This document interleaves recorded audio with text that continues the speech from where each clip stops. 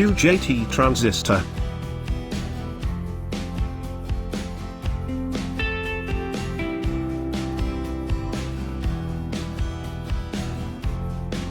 A single junction transistor, UJT, is a type of three-terminal semiconductor device that can be used in timing and triggering circuit applications to control and switch triacs and thyristors used in AC power control systems. Like diodes, single junction transistors are made of separate N-type and P-type semiconductor materials, with a PN junction, hence the name single junction, forming in the main N-type conducting channel of the component. Although the single junction transistor has the name transistor, its switching characteristics are very different from those of bipolar junction transistors or field effect transistors.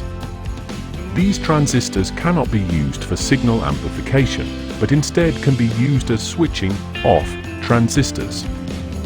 UJTs have unidirectional conduction and negative impedance properties that make them act more like a variable voltage divider during breakdown.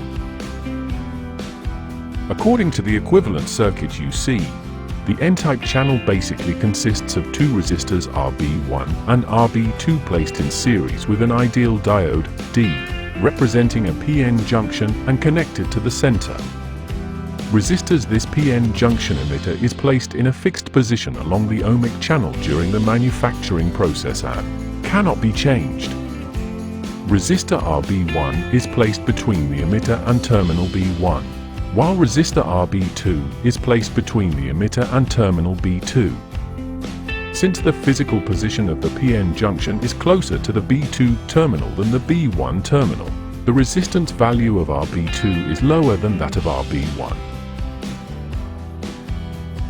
If a small positive input voltage, which is smaller than the RB1 resistance voltage, VBB, is applied to the emitter input terminal, the PN junction of the diode will be negatively biased, resulting in a high impedance and the part will not turn on.